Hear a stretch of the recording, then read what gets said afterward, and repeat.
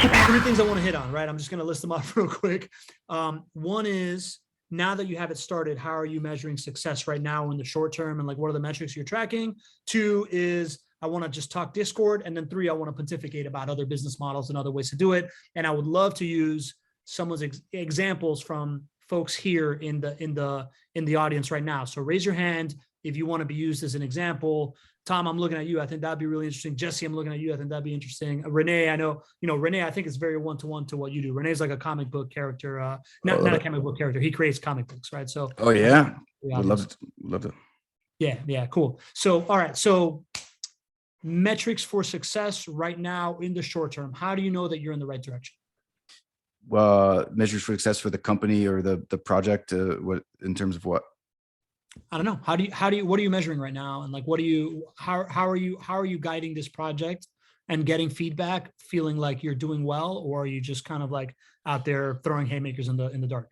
No, definitely not. Because I think the, when we're where we are is after we launched that 300, Genesis collection, we went right there and started delivering. And I think one of the things that was different with us is we were started to do the animation, and we started to print out some of the merch and the trading cards and stuff like that before the project even launched, right? Because we're going to do it anyway, no matter what, right? So we're definitely in delivery mode at that point. And then, a lot of these projects that can be cash grabs, they are just like launching over and over and over, and they're just trying to continue that, right? We want to make sure that we deliver. So the measure of success, the metric of success right now is everybody getting the massive, way more value than the 0.2 ETH that they minted it for at that point, right? That's the measure of success. So what we're doing is this week, I think that the newsletter goes live, which is not just fluff newsletter, like it's real deal, talks about like what the heck is a .eth name that you see.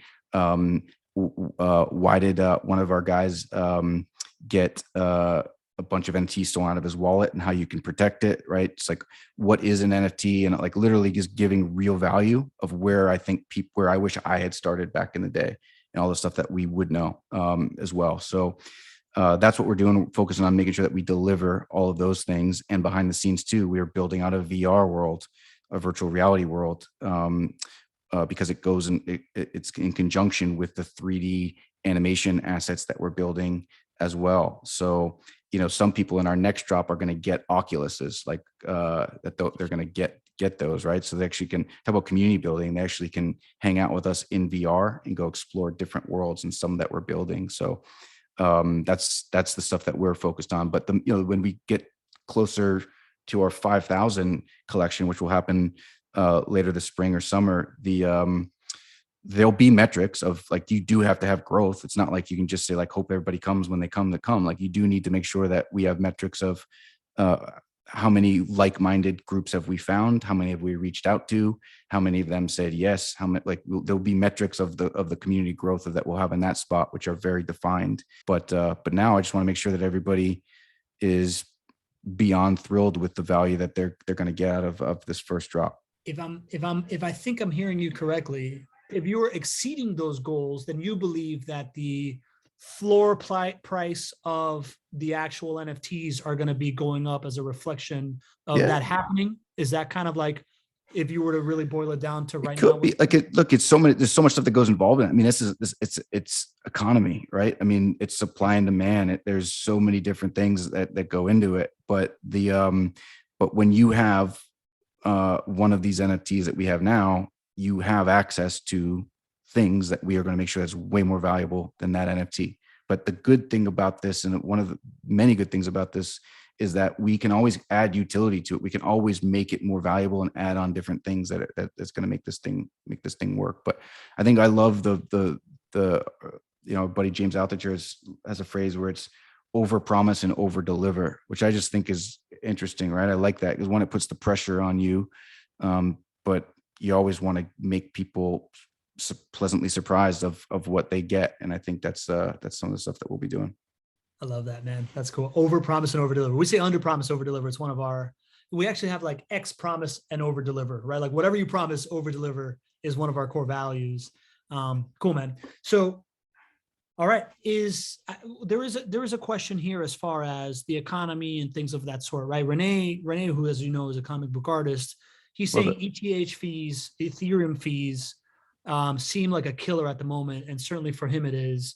What do you think? What do you think is the future of that stuff as far as like going up or down? Do you think that there's any relief there that's going to happen? It could be. Look, I mean, I think that's the beauty of a lot of the stuff that happens, and it's definitely a little bit um, higher level on some level, but there are different, like, the our collection is on the Ethereum blockchain, right? So there's benefits and there's negatives of that, but most of the good projects are on the Ethereum blockchain that you've heard of and stuff. But there are other blockchains, and Bitcoin is a blockchain. There's not NFTs on that stuff, but there are other different blockchains. So Ethereum, these NFTs are built up on that. So there's things like Solana and others that have less gas fees, but they're less known, they're less big. There's definitely pros and cons for it. But one of the things that was a learning experience for us is that you need to make sure that you have a really rock solid contract and build your contract in a way that minimizes those gas fees. And you have to have a launch strategy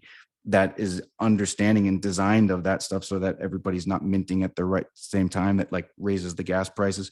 It's one of the issues we ran into, to no fault of our own, that the at one point there was something going on with Ethereum, and the gas fees were strong, huge. So but it is what it is. I think it's just one of the things that I'm sure over time will get better. Yeah, that makes sense. Like there's a certain level of like business strategy involved in like what blockchain you decide to go on and the timing of your thing, right? Like you might have a summer blockbuster coming out. If it's coming out at the same time as like 3 other summer blockbusters, guess what? You fucked up. But like there is other things that you can't control, such as does the pandemic shut down movie theaters, Right. right? And things of that sort. The economy crashing, right? All of a sudden, people needing to invest more in their own, like food or whatever. So Yep. let's talk about Discord, man. So Discord is a platform that really, really intrigues me. It is, you described it to me as kind of like Slack meets Twitter meets Clubhouse meets I don't know what else, but like, can you kind of tell me a little bit more about Discord and why it works so well? And yeah. Yeah, it works. I mean, look, there's times you bang your head against the desk and stuff with it, like anything. But I think it's nothing new. So I'll tell you, my first experience on Discord, it's like I was like, what the hell do I want? Would I ever want to be on this thing? It took me forever to get like verified in the server. I was like, what the hell does that even mean? But Discord was built as a game, like a means to communicate for gamers in a lot of ways, right? So so it's built that way. But I mean, to the point where I'm not even on our work intranet anymore, because I think it blows it away. We were using Facebook's product for our work intranet before, but Discord is nothing new either, dude. I think it's like part AOL chat rooms, part Slack, part Skype, because you can do video chats, you can screen share, you can chat with people like the old fashioned way. You can have message boards, you can group in people for things. So for Food Fight, one of the things which is the animation company that we have, one of the things that we're doing is we're going to be testing out a way to use it as an intranet on the back end, right? So like all of the animators, the character designers, the operations, the social media team, we can be behind the curtain a little bit and have our own conversations, but we can open it up almost as a social channel as well. So if you have if you're a young student that wants to learn animation and you want to be able to hang out in a place where you want to talk to a character designer or a rigger or anything like that, you can kind of pop in, and our team is there because we're also communicating on the tasks and the projects that we're working on anyway. So I think it's like part Slack or part intranet, company intranet, and also a way to build up a social platform as well. But 100% is what we built up the Discord community with it as well. Interesting, man. It's almost like an open source social network company platform thing that you really have like full control of, on like varying levels of access that you can give to people and roles and stuff like that has Yep. all the modularities of like Zoom, Slack, and Facebook groups combined, kind of thing, right? Yep. All of that, dude. All of that. And I don't know if Discord, the future social media is Discord, but I'll tell you right now, it's a unique opportunity, and there'll be something like it that I think our company will be involved in, for sure, because it is Instagram. You go there and you're not communicating with your employees unless you have like a group chat, which is just not built for that. but Instagram is a place and Facebook is a place where you can actually grow. You can go on there and you put your content out here. You could do both in Discord in a lot of ways, and screen share. And if we want to have like an animators meeting, but we want to open it up to the public, it's essentially a virtual place. Like if Pixar had a studio, you can kind of come hang out with us there as well. So it's social and internet. It's fascinating, man. I've been trying to figure out Discord and I still can't figure it out. I guess the best advice I've gotten is just like spend time in it. And I can't make it. I haven't been able to What do you get stuck with? I just don't like, it's got all these like emoticons that then open stuff up. Like, is there anything beyond the idea of just like paying more attention to what's happening inside the chat?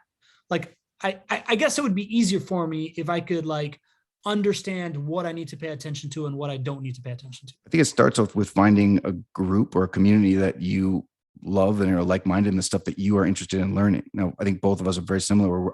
Our entertainment is learning the stuff that we're working on and stuff like that, right? So it's finding a group that offers that value and has those types of people, and it's a place to come hang out. I think when people say like join our Discord, it's like hang out, but maybe you don't want to hang out with a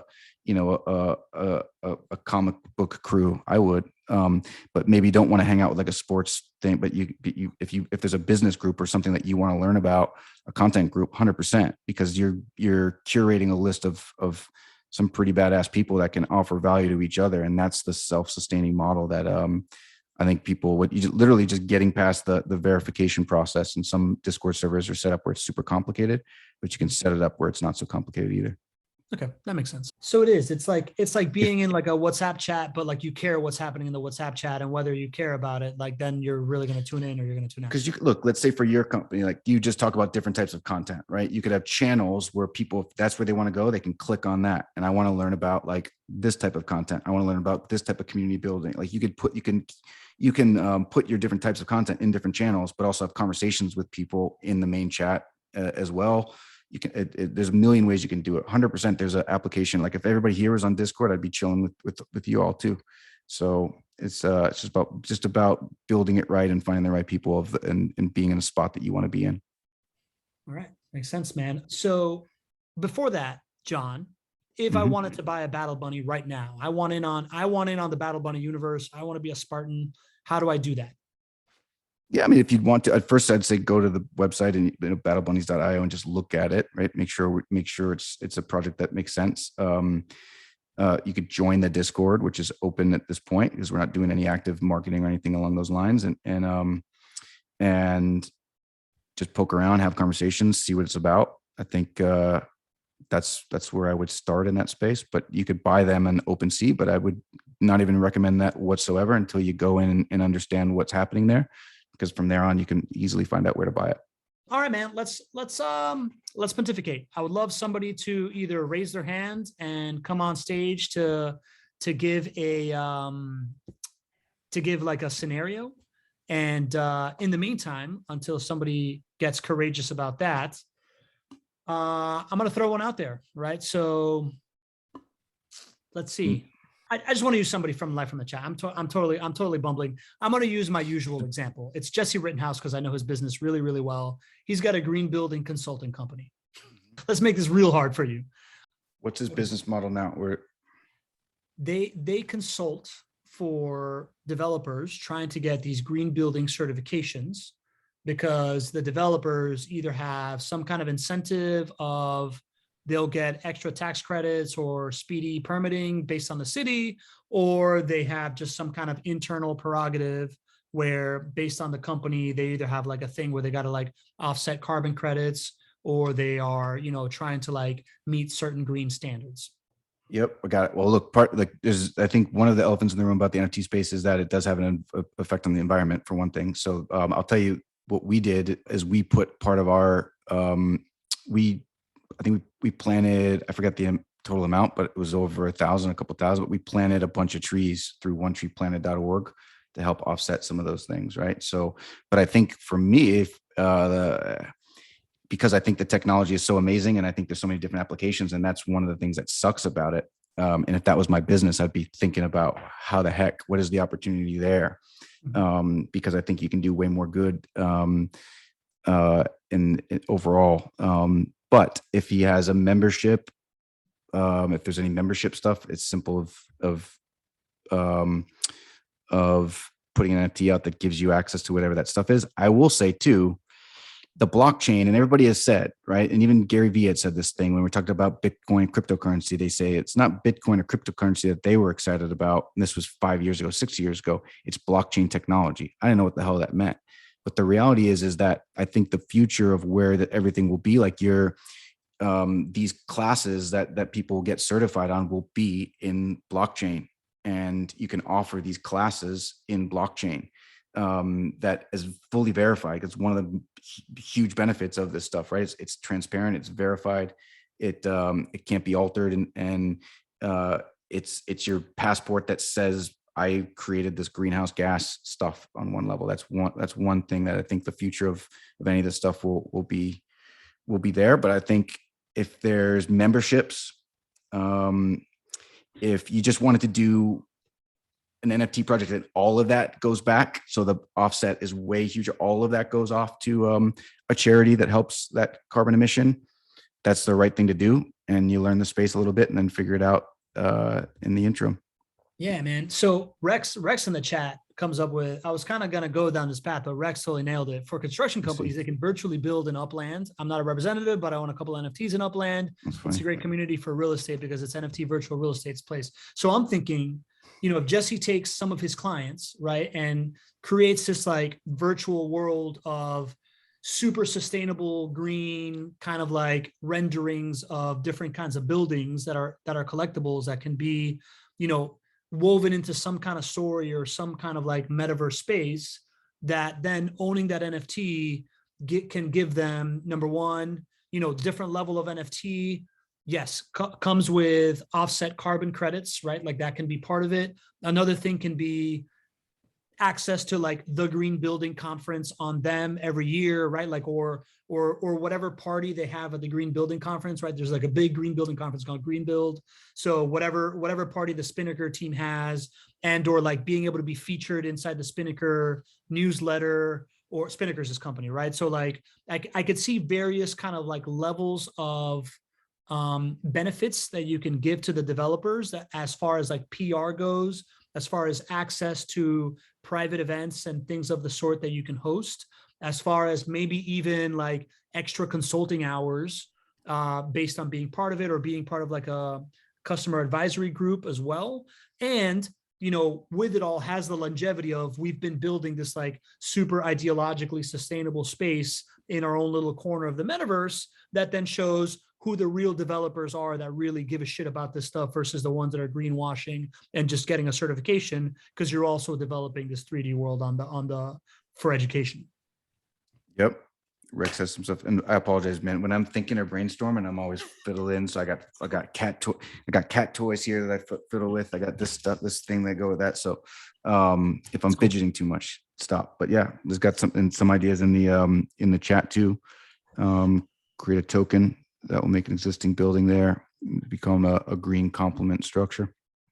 Yeah. And Jesse even brought up the idea of like the certifications themselves can come on the blockchain, right? And like the certification itself can be an NFT, right? Like create your own green building certification. Like if you're getting like a college degree at some point, or if you are got a vaccination or something like that, like eventually all of that stuff is your digital wallet. And it's your login to passwords or for sites. It's your login for everything. It's verification. Really, this stuff verifies everything, right? So it's verification that you actually took that certification.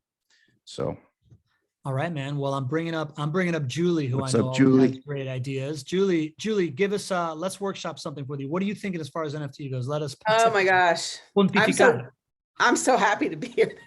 Thanks so much, John, for all this amazing information. I help business people write and publish their books, and I want to move more into this space, not only for that, but also for fiction writers. Like, I think I know it's the future of publishing, and I just want to know, I want to be there first, or at least, 10th or 15th. And so some of the things I was thinking of, and maybe you can let me know if there's other things, but having a VR book club, like having just a book club in a meta space, book launches, book signings, maybe consultations, because these are all nonfiction, like coaches and experts and business people. You just said certifications was an interesting one. But I was just interested in hearing more ideas. There's a ton of ideas that you potentially do. You have any, Pablo? You want to go stuff? Or I'll go for it, bro. If you're got it, like I have ideas too, but like you're Yeah, the star here, bro.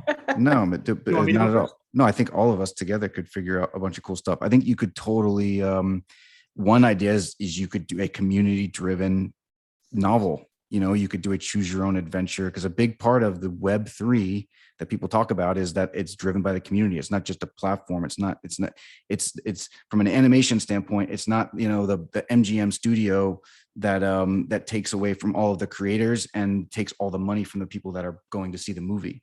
Right? You flip that model completely upside down, where the creator has all the control. The people that are going to see the movie can be part of it. Right. And then, you know, maybe if it gets distributed, but at that point, maybe you don't need an MGM to distribute it in a place. Right. So you could do your own community NFT. You could release a book as an NFT where people could actually potentially own in part of the success of the book as something that could be super interesting. How do they become part of the ownership? I don't understand. Just because they can resell it or rent it? I think there's a million ways, and again, obviously, it's not legal advice or financial advice. Doesn't the heck to do it, but I've seen where you can essentially release anything as an NFT. So I've seen an animation project that got released as an NFT. Ashton Kutcher and a bunch of people did this, but they released it where they say they released 300. It's like a fractional ownership on some level. So they released 300 NFTs at $3,000 or whatever. And if you own one of those, there's licensing and royalty fees based on things that you get if there is a monetization play in there. So that's one of the things that they did, and potentially you could do as well. But I mean, crowdsourcing and building something together is really cool, because it allows the community to actually drive it up, and more people that are excited about it and being part of it, you know, way more magic can happen than just a couple of dudes and girls thinking of some ideas sometimes, right? Right. And John, as you're saying this, Julia, knowing that you were specifically going into the fiction world and helping fiction authors, like, and I don't know if this is even feasible, right? Or financially feasible or whatever it is. And maybe the technology solves for it, but like that choose your own adventure thing, like, right. Like having the main character of your fictional book play some kind of role in some kind of online metaverse experience that then, you know, like you write a book and your kid can play the character inside of a video game, and the character has this backstory, right? Like I see a bunch of like, this is so intense. I don't know how to make all this stuff. Yeah. Of course, totally impractical. But I think the long-term part of it is just like weave up a giant like vision of what the future can be, and then figure out how to execute it on the front end, right? So like if that's like for John's project, for example, I would not be surprised that this turns into some kind of like Web3 amusement park, and your battle bunny is like a ride, or it's like a ticket in to these like weird, you know, otherworldly experiences that can happen in that space. But on the front end, he's selling access to experiences and whatnot, right? So like your ability as the interconnector of authors and other people in the business space that are in this world can be what it gets you there, right? So maybe it's like access to folks that you know. For example, Mark Schaefer he's got a creator coin. So I think it works a little different than an NFT, but with that creator coin, you're able to get access to a one-on-one Zoom call consultation with him. Then there's like, you can have a shout out on his podcast as an advertisement. Then it's like, you can come to his conference or mastermind. Then it's also, right, like there's different levels of access. And I think that you have a pretty significant network of people that you can curate some kind of access to based on having an NFT that, you know, maybe some levels is like one-on-one access, other levels is like one-to-many, some it's like digital access, and that type of stuff that you can do along with exposure to like skill sets and different ways downstream, maybe you can develop services. Like right now, I'm not sure what your entire business is, but I know you're helping people write these books. But if you start creating some kind of scale around you of like a network of designers for like the story art or whatever, maybe they can start using your services at a discounted rate because of that, right? Like I would equate that to like my repurposing team or my team of writers that then writes like copy for posts or distribution. Like it can be a discounted level to your services. Nice. So I said like a million things there. I feel like I'm just vomiting all over you. I'm sorry. No, this is great. Yeah. So a lot of things you could do for sure. Lots and lots of things. And it could just be access. Anything that you think about in your old business model, there's ways that could be implemented potentially from this. And then I think there are ways that you could add on to it too. We should definitely chat because from like, as we are, like, we definitely want great storytellers, and the Battle Bunnies universe is a fictional universe of six warring clans that are all fighting for this waterfall that gives them magical powers. So it's there's some and everybody gets a chance to be part of that story. And if your NFT is in the animation, there's voiceover perks that we're offering people, and things that we didn't chat about because I'd be regurgitating and vomiting all over too, and no one wants that. Both of us together. Yeah, Whatever. don't mix the streams. Right, there we go. Cross streams. That's funny. But yeah. All right, Julie, I'm gonna put you back in the audience. Thank you, Julie. Nice to meet you. Thank you. Yeah. John, I'm gonna intro the two of you or reach out to each other however you want. You guys are both super connectors. Cool. Couple of questions here in the Q&A. Rex has a question. What is a good number to start in terms of a collection, like soft opening if you're starting an NFT collection? I have no clue. It just depends on the project, what you're trying to do, or any of those things. Some people start with 15,000, 30,000. Like we started with 300, but for us, that was the way to go. When we came on the project, it was originally going to be 5,000 out of the gate, and then there was a 10,000 after that. And it's just like that's the way it was structured to go at the beginning. But it's whatever makes sense for you. What guided your decision of going down to 300 from the original one? So like the idea of a soft opening to make sure that everything runs smoothly from the, being able to test it out in a great way and build the community up the right way instead of just having all these people in, because I think going into it, we knew there was going to be issues of every kind, right? With Discord, with contract, like all of that stuff, with gas prices. So just going in there, it's like, let's start small so that everybody understands it. And like there's people that actually want to contribute to the story and to the project. So 300 was the right number for us. And there's 300 Spark. We released the Spartan collection. There's 300. So it makes perfect sense in theirs too. Cool. So something manageable for you, For and you. maybe think of the number strategically in a way to like helps the branding or whatever as well. Right. Like GaryVee does 555 because he's Mr. 5 guy, right? Or Okay. whatever. Yeah. That makes sense. All right. Isar Matis, my Israeli business partner. It says, how do you get people to join your Discord server? How many people do not join because they do not know what it is? So when I had this idealistic view of when we first came to this project that I was just going to be able to help.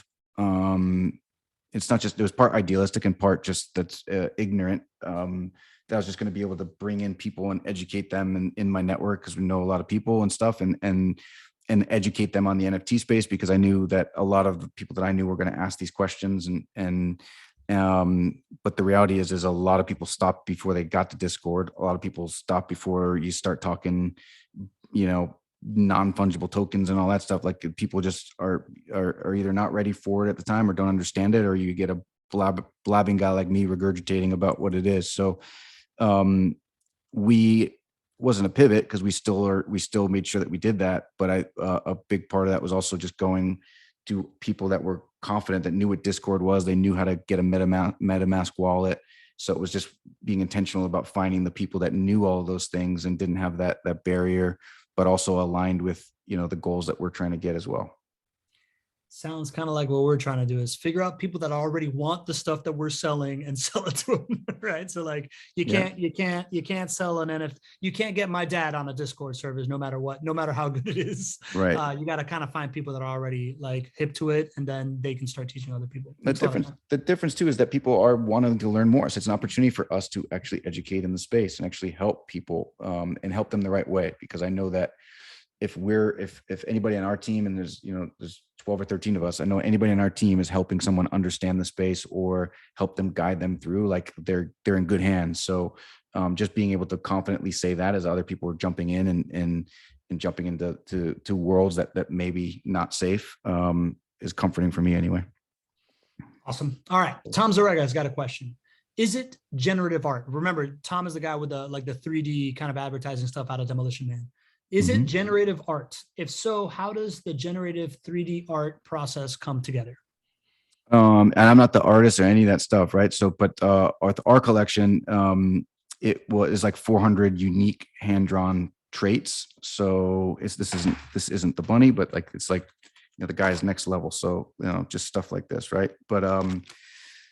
But there's a base battle bunny, and then it is generative in the fact that like some bunnies have a banana in their hand, some have a sword, some have like an iridescent sword or a shield, and like there's all these different combinations that give them rarity. And this project was built for gaming and rarity cards like a Pokemon, like a Magic the Gathering before we even came in there. So there's that's stuff that will happen in the future. But essentially what it is that when you mint it, you don't know what you're going to mint, but you get a randomly generated bunny with different traits on it. Some bunnies might have like a white tiger skin. Some might have the Braveheart paint on their face. Some have a shield, some have a helmet, all that stuff. So in our 5,000 drop, it's beyond the Spartans. It's the 5 other classes, and it's really, really cool art, but really cool traits in there that have different levels of how rare they appear and are generated. But it is random. Does that make sense? So that's not the thing telling you. I'm gonna pull up mine, man, so you can kind of talk through it. And see it. I honestly don't even know the term generative art. I'm not familiar with it. So maybe he can jump on to. So some projects, there's programs and stuff where you can like randomly put art together, right? For us, like this is all hand drawn.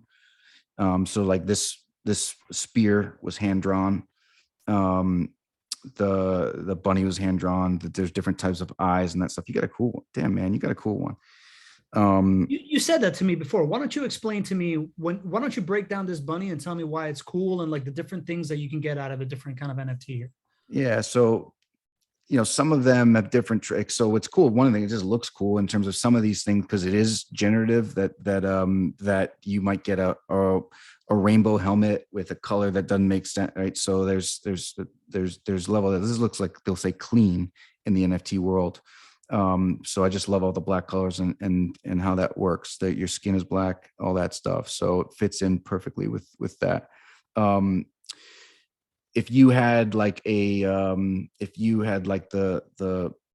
plates on your shins, that if that was black and your cloak was black, like that would be a different, like a full set, would be a different type of rarity that you would have. And there's different utilities that would come in the form of gaming, more likely to hit into the animation space. So your dude is way more likely to look like he belongs in an animation space, and way more likely to be able to hit that perk. But yeah, man, look, the mouth expression there is different there's 5 or 6 different mouth expressions that you can get, different colors, different weapons. Having 2 spears, you never know, might be utility that offers something. So last week, what we did is anybody that had a rainbow skin bunny, or was it rainbow, or another one? It might have been a white tiger, but I know it was rainbow. Whoever had those skins, I think there was a total of 23 of them.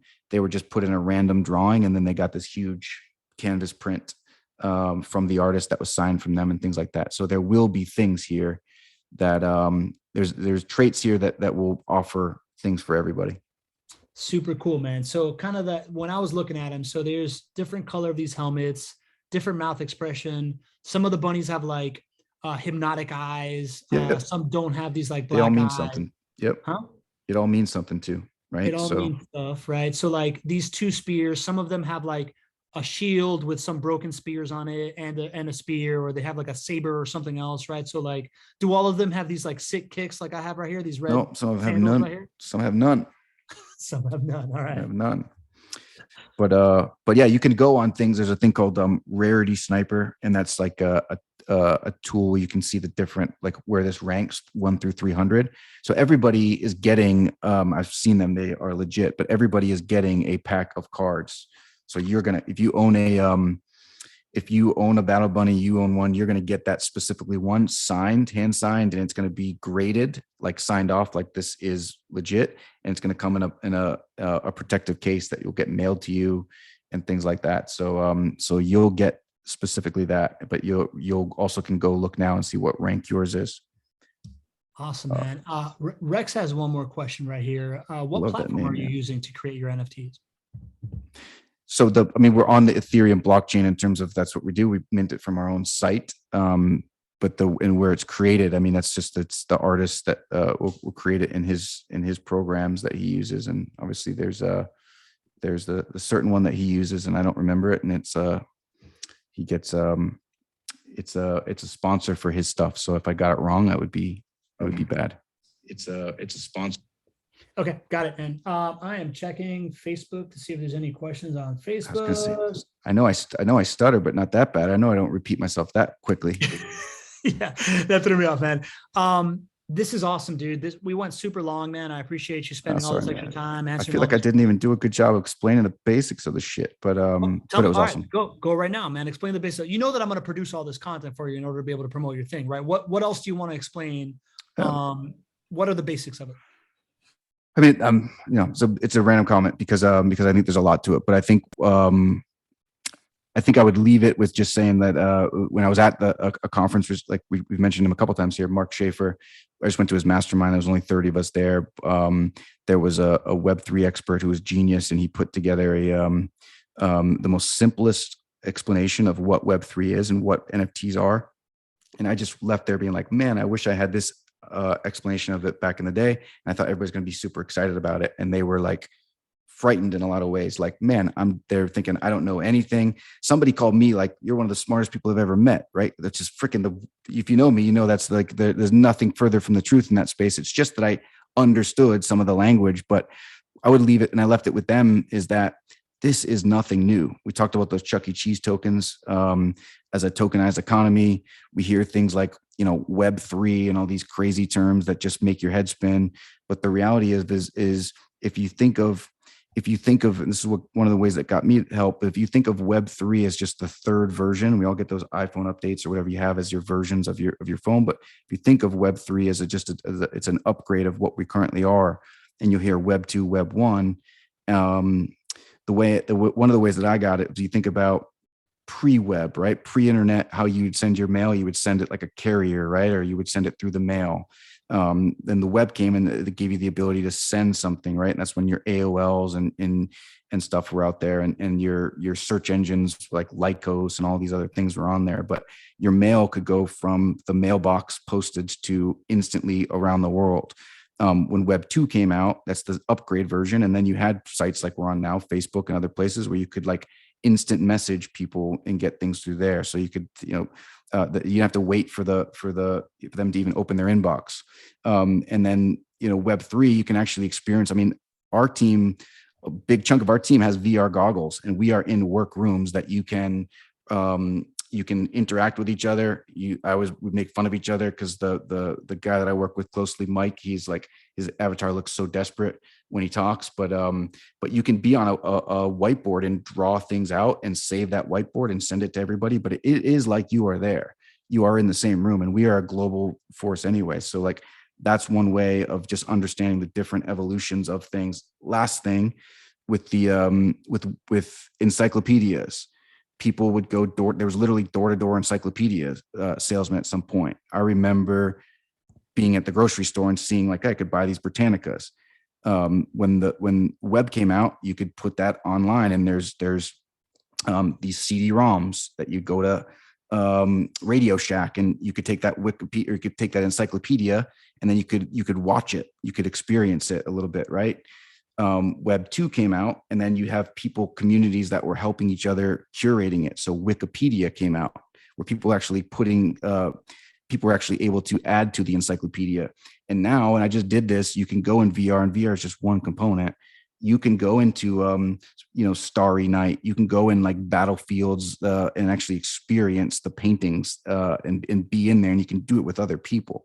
So it's just this evolution of the different experiences, to your point, that we're able to do. And that's the stuff that started to get my wheels going of like, now it makes a lot more sense to this dummy. Yeah, man. Right. I feel like I get it on like a high level, right? Like the stuff that you explain, I totally get. To me, the thing that really intimidates me is the technology of it. Like Discord, right? Like I feel like a fucking idiot when I'm like on Discord. But that's not technology. That's literally Discord is, if you go look at AOL chat rooms, because you could go to like an AOL and I want to talk about community engagement. Like there would be chat rooms where you could chat with people there, right? It's Skype, it's Slack. That's it. Right. That's not the technology. The scary technology is when you hear things like the blockchain and smart contracts. The reality is it's a code, like you put in a website code. It's a code that says if this, then that, right? So you could put a code in that says like, if you have this wallet address, it allows you to come in here. It allows you to buy this. It allows you to do that. And it's like, if you don't, then that. So it's like a lot of, if it's a code in a contract, right? That's it. That's it. It's more than that, but it's it in a nutshell for guys like us to understand. Interesting. So the other thing that I go back to is like, you'll talk to people, they're like, well, you got to buy it on one app. You got to buy the crypto on one app, and then you got to put it in a wallet, and then you got to pancake swap, and then you got to like do a triple cartwheel and sing happy birthday. Like. Yep. I'm with you. If you look at some things like Coinbase, Coinbase is just like your exchange where you buy something. So if you want to go to like on Merrill Lynch and buy a stock, that's where you buy your stocks, right? So Coinbase is where you would go to buy, one of the places you would go to buy is exchange to buy a cryptocurrency. Since ours is on the Ethereum blockchain, because there's a bunch of different cryptocurrencies, and you could buy Ethereum on there. You could buy Ethereum on there and it could be transferred into a thing like MetaMask, which is simply just a different wallet. It's a digital wallet that allows you to be able to mint or get access to certain things. But all of this stuff is going to get easier, where Coinbase now has the ability to do all the stuff. You could just literally go to one place, but it's no different. Coinbase is an exchange where you can buy stuff, and that's it. I'll tell you, look, I don't have it with me in front of me. Probably do. My desk is messy. One thing that I would say that got me crazy is so I have an 8-year-old, a 6-year-old, and a 2-year-old. But my 8-year-old and the 6-year-old, all these, I'm not a gamer and I'm not a card collector like before we came in this project. And so I didn't know, I had a hard time learning rarity, what the hell that means, like epic, legendary. I just didn't make sense. But the stuff that my kids are learning on in school are role-playing games where you get tokens and you can unlock different characters that are epic or legendary. And this is a math game that they're learning in school. This is what they're doing right now in a public school. So they already understand it. They already understand these different things. And then for Christmas, the dude didn't ask for an Amazon gift card or anything like that. He asked for a Roblox gift card, because you can get, it's Roblox gift card is Robux, and you can buy digital skins, and you can buy a house, and you can buy a car, and you can do all these different things. So literally the kid is already trading currency. So for us, it's like, we didn't grow up in that space. Like, how could anybody take $1 and put it into this random currency? Well, we did with Chuck E. Cheese, but these kids are doing it already. So on the gift card, when you got it, it said free virtual item, explore millions of worlds. So it says, come with free virtual item, explore millions of worlds. And it said like $5 was equal to like 100 Robux. So there's digital trading, there's JPEGs or digital ownership of stuff, and there's exploring the metaverse, all in this one card that these kids are getting. So they're already there, right? So they already get it, which we need to at least understand a little bit what that's going to be, because we are going to be left in the dust quickly if we don't at least get that.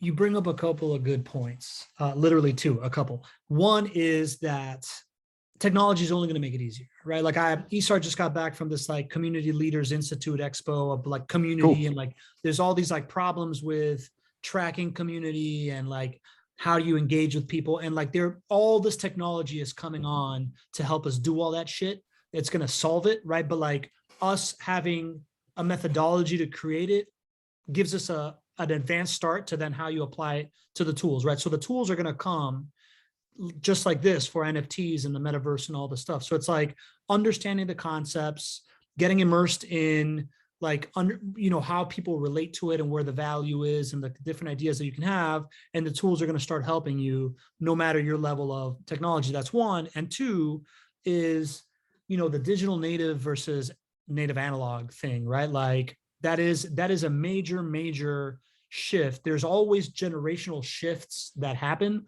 between generations, but right now there's a whole new category of human where after a certain age, like us and older, our primary life experience is the analog experience, and the digital world complements that. And like for some, like me, it complements it a ton. But there is a certain level of there's a certain age of human where from there on out, the digital world is going to be the primary experience, and the analog world complements it. And that's really already happening. And there's like a major stratification that if you don't start to at least acknowledge it and not think of the real world and the digital world, but just think of the real world is the analog world and the digital world, right? And really start to see it from their eyes, you're going to really risk irrelevancy at a certain point generationally. Mm-hmm. And think of like, I think a lot of people have similar experiences or feelings when they get into this space, right? So like your digital wallet or your MetaMask, it's not Binance. Binance would be more like Coinbase, right? Which is where you can buy the stuff. The MetaMask is where you can keep the wallet and you can connect your wallet to different sites. And essentially that's where it shows that you have this NFT or cryptocurrency that you can then interact on the blockchain with. But someone asked in that question. So Sorry, Don asked that. But if you think about it, man, I mean, there had to have been resistance when people took their cash and put it into a bank, or where they started using credit cards, right? Credit cards weren't that widely used when we were kids, and I think we're for similar age or the same age and stuff like that. But like I remember going to the bank, and you would just go in, and your parents try to teach you to save and stuff like that. You go get a little stamp in your bank book, right? That's how you would know how much money, or you could prove that's how much money is in your bank account before online banks and stuff like that, right? So then we went to that shift where it's almost all credit cards. Everybody's paying through their phone at this point, and the next step is like this digital wallet. Like, why the heck would I have that? But we are already doing that. It's just through a trusted thing that we understand from Bank of America or whatever it is from there. So it's we're already doing the shit, and we've already gone through those shifts. And it's, I think people, if they understand that, will feel a lot more confident in jumping into, they've already played this game before. Dude, epic, man. Epic. Just like last time that we hopped on a conversation, I'm going to have to chop it up into 2 podcast episodes because of so much value out here. Yeah. Really, really appreciate you doing this, man. Is there anything else I haven't asked you? Is there another speaking point I can post produce for you? How much louder can I get to tell people to go buy this NFT if they want to? Like, yeah, don't do that. I'm not an expert. I'm not a financial advisor. All I can tell you is that like there is very few people where I would bet on long term. Like I know that I missed out on VFriends because I just bought VFriends too. I will forever bet on GaryVee long term. Did you bet? I will forever bet on you long term. I know that VFriends 2 is coming out, right? Like, yeah, I'm gonna get on that for sure, right? So, but yeah, man, I see you as somebody that is very quick to act, and you also really, really supremely care about people. You've proven that to me. You've given me some like extraordinary, unique experiences that only you can give me if you think about deeply of our relationship. And it's really, really awesome, man. So I'm just really pumped to kind of like be able to bet on you long term. No, thank you, man. That's what's it, man. That's one part of these. That's one part of this stuff is it allows you to kind of bet on projects or bet on people that that you didn't traditionally have the ability to do so. So that is part of it. But the lens that I do is just make sure it's got to be of way more value, no brainer value for the stuff that we get. That could be an experience, it could be a thing, it could be a discount, whatever the heck it is. But appreciate that, man. Yeah, and I think I mean, we're gonna start to do you'll start to see some of the newsletter stuff that we're producing out there, and I would love your feedback as we go, because it is designed to demystify the world on one part, and then it's also designed to make sure that we are learning, in the space that we're just providing that exact same thing and not holding it to our own. Because I think that's what the right thing to do is. And so we'll be providing a lot of content out there like that. And you're the content king, man. So I'll be looking forward to seeing some of your stuff as you learn this space as well at some point.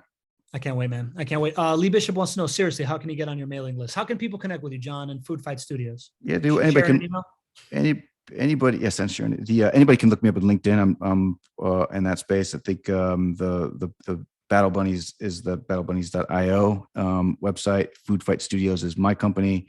We have a newsletter that's not behind the NFT offering at this point, called The Sauce, which is more of just your digital media for your digital entrepreneurs, so that you can join up in that. And any way you want to connect, man, I'm around. So Food Fight Studios, you can get to The Sauce on Food Fight Studios to subscribe to the newsletter, right? So go to his website, foodfightstudios.com. It's freaking sweet.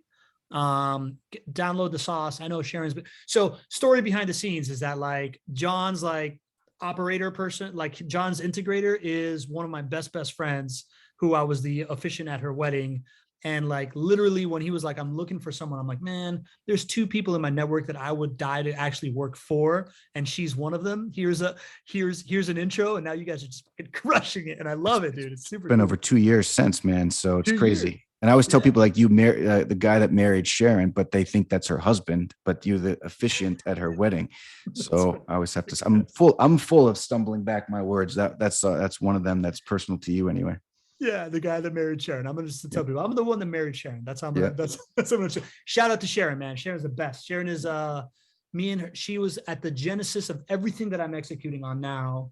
Was starting with the Habitat Young Professionals group that we formed for Habitat for Humanity, and that's literally where I have learned everything that I'm doing now, including having a bad dog.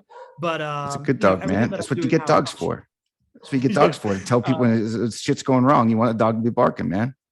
Yeah, it's true. Everything I'm doing now really comes from the learnings of those young professional groups. And Sharon was the person that I co-founded that thing with, man. So shout out to her. Shout out to you, bro. I'll let you go, man. This has been super long. I really appreciate, by the way, the fact that it's only grown in attendance is insane, because we've been on here for freaking ever. So Don, Isar, Jesse, Julie, Lee, Renee, Rex, Tom, like the fact that you've just taken an hour and 45 minutes of your day, an hour and a half of your day to like hang out is insane. So thank you so much. I hope to, that I keep putting out shows that you want to come to, and we continue to build this community with amazing brains like Jon Briggs, everybody. All right, man. Thank you very much. You are living proof that you are not one of these anti-gurus that that I don't like. You actually, like everything you said, all these stories that you have with just not just me, but I bet you a lot of people here are very similar. So that's what you are building, real community. So we'll have to get you on some of our content that we're doing for the lab.eth. Let's go. The lab.eth. That's the last little teaser of next. All right. See you later, everybody. Later, guys. Bye.